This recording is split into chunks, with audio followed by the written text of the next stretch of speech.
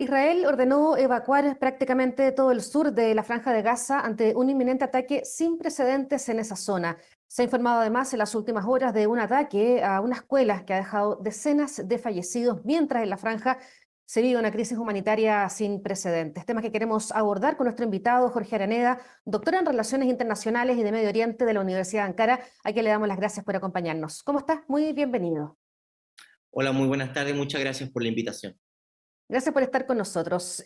Jorge, en primer lugar me gustaría conocer su mirada, su opinión respecto a lo que está sucediendo ahora, hoy en la Franja de Gaza. ¿Cómo lo describiría?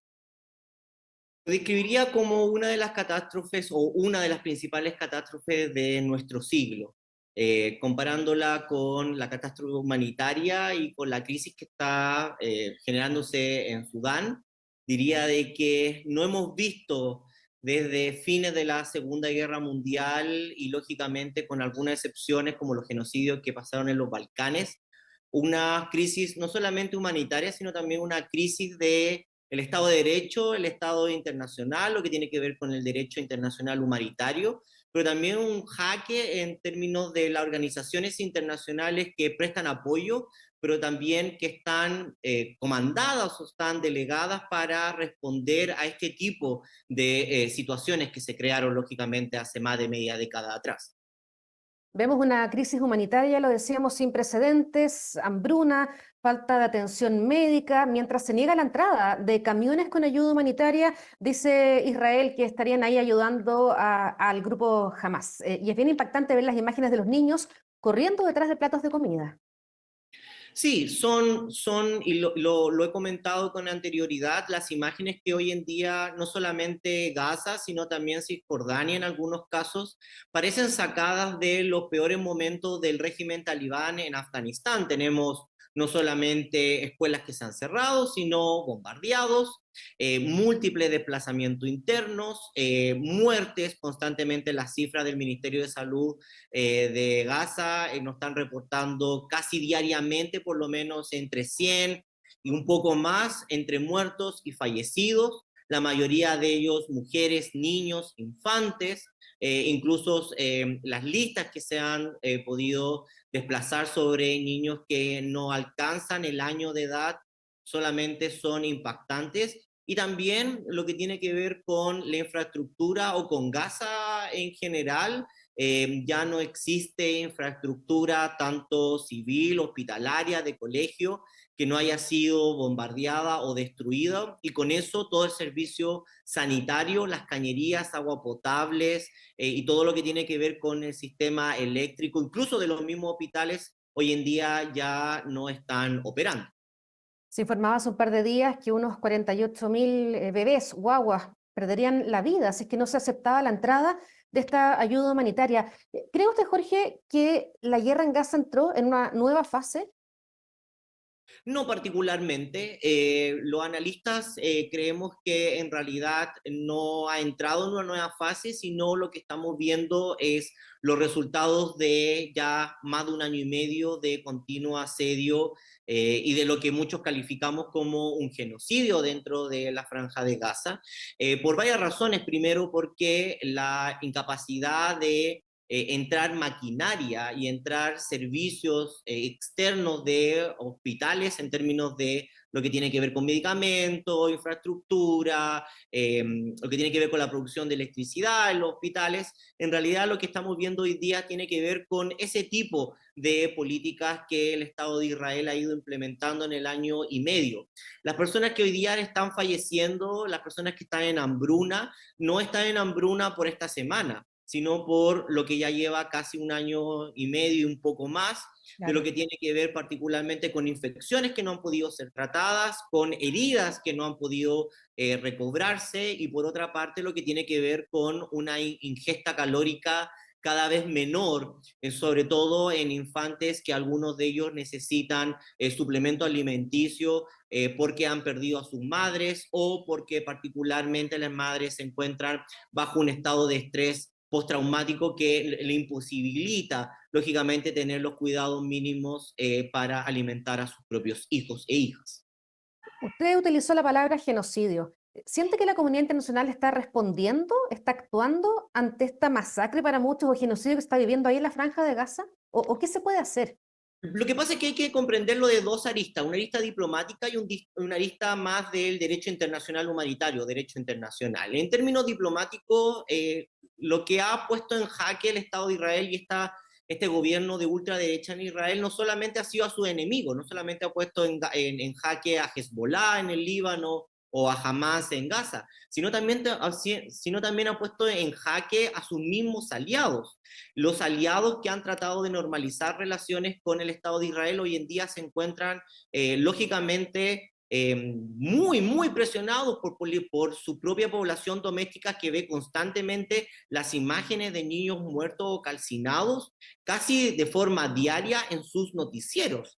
Hoy día Nosotros se informaba, perdón Jorge, hoy día se informaba de la muerte de 10 hijos de una doctora que fue al hospital a trabajar y le llegan aquí sus 10 hijos muertos, una cosa pero macabra. Sí, es importante también recordar que los medios de comunicación han jugado distintos papeles. Los medios de comunicación en Latinoamérica han tenido una mirada mucho más neutral, tratando de equilibrar, entre comillas, posiciones, pero tampoco mostrar imágenes completamente brutales sobre las masacres o el bombardeo. En el caso de Medio Oriente no existe ese filtro y por lo tanto el televidente, la persona que accede a los medios de comunicación, ya sea en las redes sociales o por canal televisivo, o como, por ejemplo, como este medio, podría haber sin ningún tipo de problemas Ni un filtro, nada en el fondo. niños y mujeres, lógicamente, no solamente mutilados, sino también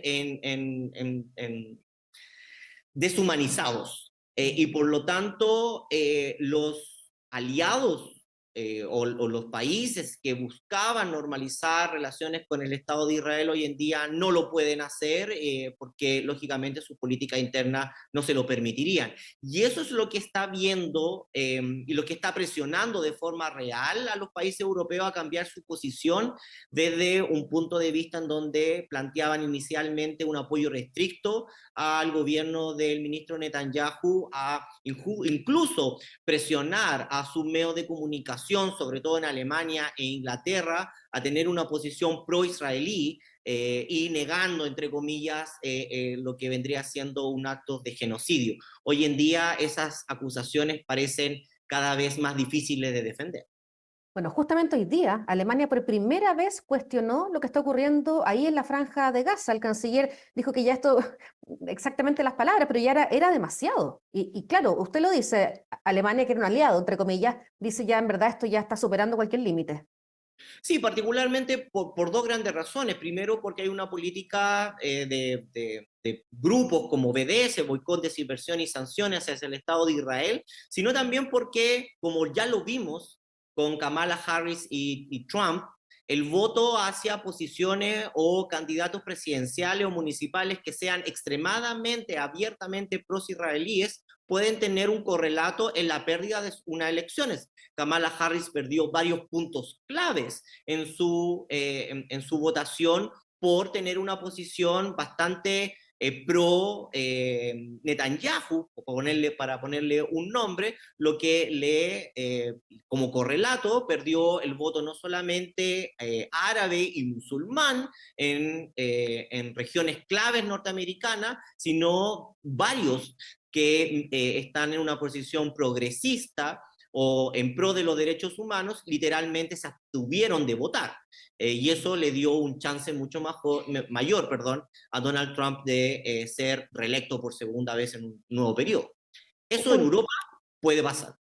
un Donald Trump que dijo en las últimas horas que quiere que este conflicto en Gaza termine lo más rápidamente posible. Y ahí reitero un poco mi pregunta, ¿qué se puede hacer ante este conflicto que lleva décadas, Jorge?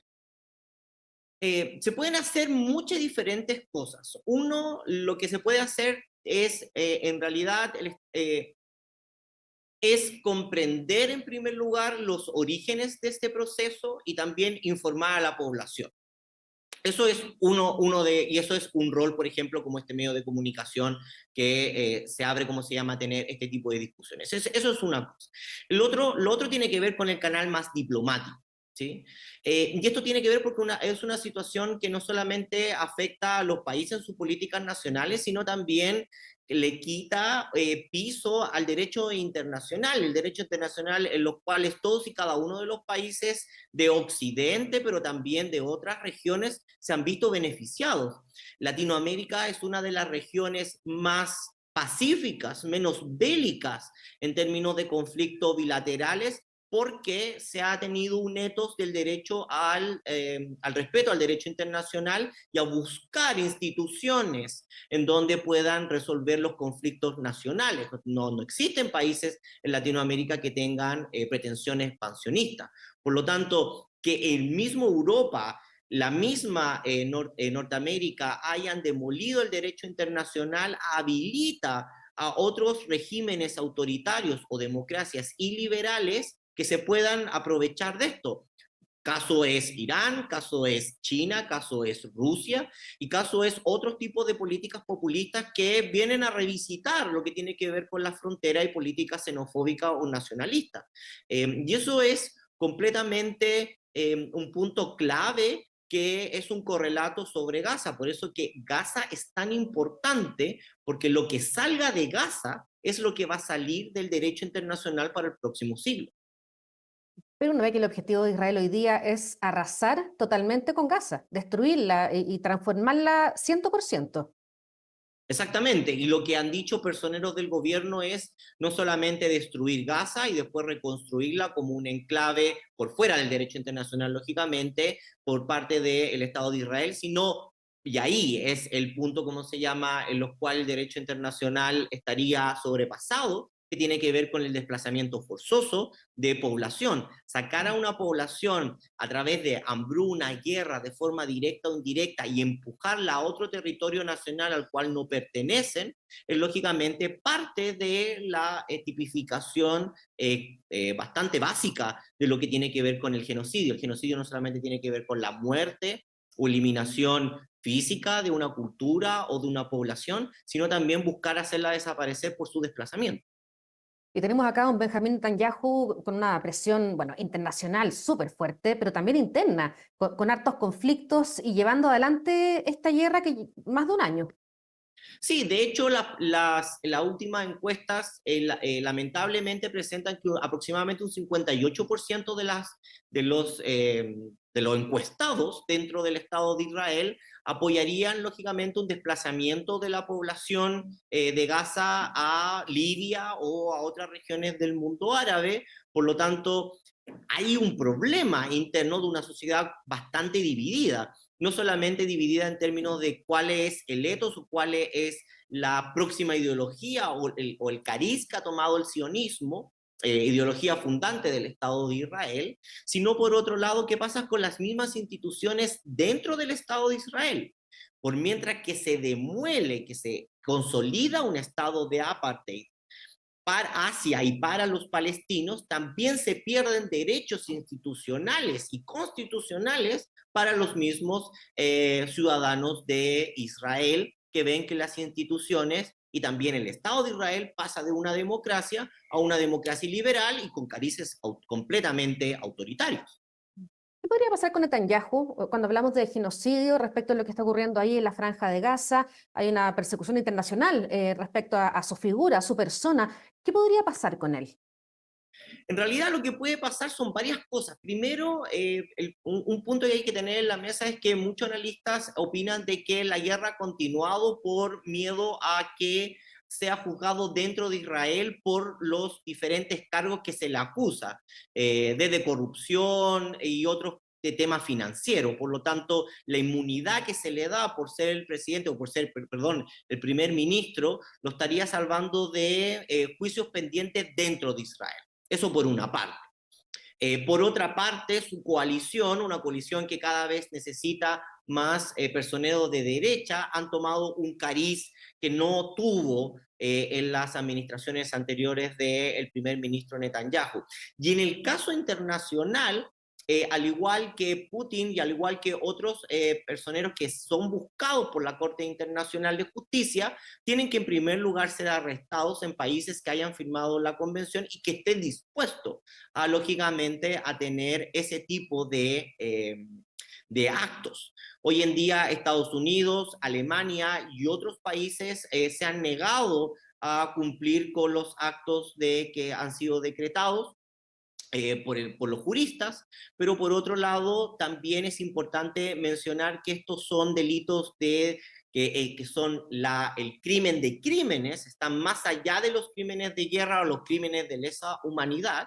El genocidio no existe un crimen mayor a este en términos del derecho internacional, y por lo tanto no solamente él, sino sus ministros y militares que han sido identificados van a ser perseguidos por el resto de que el juicio no se lleve a cabo o que alguien lo pueda capturar. Por lo tanto, lo que se tiene que comprender es que en términos diplomáticos la imagen de Israel como la única democracia, entre comillas, de Medio Oriente, como un baluarte de los valores occidentales, hoy en día ha quedado más que demolida.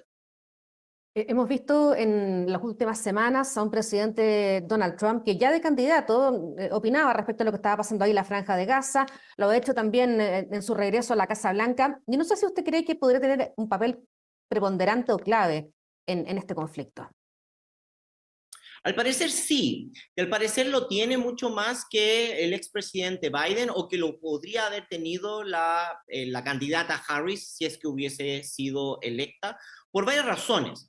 Y la primera razón es que Donald Trump comprende quizás de forma mucho más certera que hoy en día los acuerdos de Abraham, los acuerdos de normalización entre Israel y Arabia Saudita, que era la propuesta casi desde post-Obama, pasando por la administración de Biden, era como el gran proyecto de la reconfiguración de Medio Oriente, es un proyecto que está muerto. Arabia Saudita ya no tiene ningún interés en normalizar relaciones con el Estado de Israel, porque en primer lugar ya lo tiene en términos económicos, sino también porque lo que buscaba Arabia Saudita era algún tipo de concesión de Norteamérica para la protección con ataques o un posible guerra con Irán. Irán acaba de, hace pocos meses, de normalizar relaciones con Arabia Saudita. No ha existido un momento en la historia en donde Arabia Saudita e Irán estén de mejor pie. Por lo tanto, ¿cuál es la negociación que hoy en día puede poner el presidente Donald Trump? Y además un creciente y cada vez mayor y preponderante Turquía, que lógicamente por el otro lado no solamente tiene casi el control de la política externa, pero también nacional de la nueva Siria, sino también tiene un buen control sobre Irak y Líbano. Por lo tanto, Donald Trump quiere que esta guerra termine luego y lógicamente también quiere aparecer él como el firmante de los acuerdos próximos de paz y no comprende por qué Netanyahu, lógicamente, sigue tratando de mantenerse no solamente en el poder, sino mantener esta guerra en donde para Donald Trump los objetivos ya se cumplieron.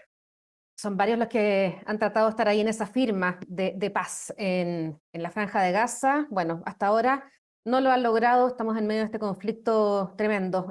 Muchas gracias, Jorge Araneda, por habernos acompañado aquí en esta entrevista. Muchísimas gracias y muchas gracias por el espacio. Y ustedes quedan invitados a quedarse con nosotros aquí en emol.com.